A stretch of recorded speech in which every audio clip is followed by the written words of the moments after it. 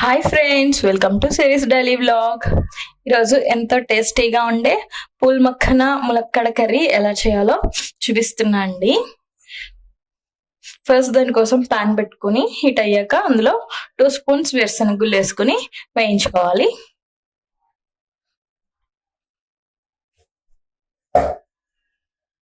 ఇప్పుడు ఇందులోనే ఒక 2 లవంగాలు, ఒక ఇలాచి,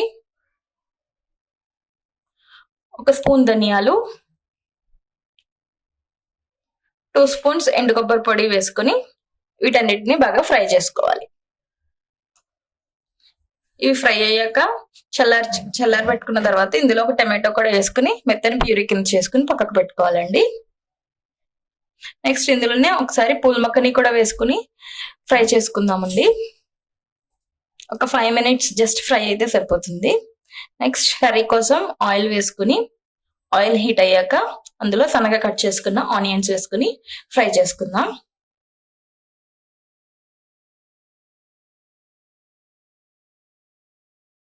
ఇప్పుడు ఇందులోనే ఒక స్పూన్ అల్లం వెల్లిపాయ పేస్ట్ వేసుకుని పచ్చివాసన పోయేదాకా బాగా ఫ్రై చేసుకోవాలి. కొంచెం పసుపు కూడా వేసుకుందామండి.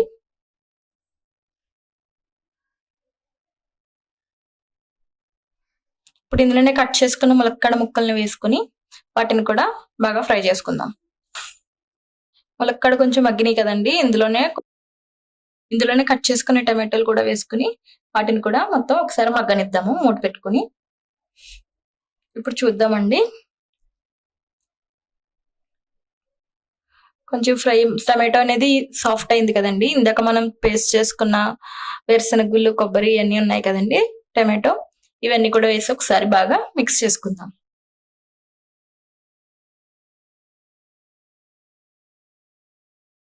ఇప్పుడు ఇందులో ఒక స్పూన్ సాల్ట్,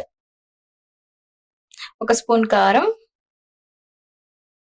వేసుకుని బాగా మిక్స్ చేసుకుందాం. చూడండి, ఆయిల్ అంతా గ్రేవీలోంచి సపరేట్ అవుతుంది కదండి. గ్రేవీ మనకి బాగా ఫ్రై అయిపోయినట్టు. ఇప్పుడు ఒకసారి మనం మిక్స్ చేసుకుని ఇందులో మనం ఇందాక వేయించుకున్న పూల్ మఖని కూడా వేసేసుకుందామండి. పూల్ మఖని కూడా వేసుకుని బాగా ఒకసారి మిక్స్ చేసుకుందాము. ఇప్పుడు వాటర్ పోసుకుందామండి. వాటర్ పోసుకొని ఒకసారి మిక్స్ చేసుకుని మూత పెట్టుకుందాం.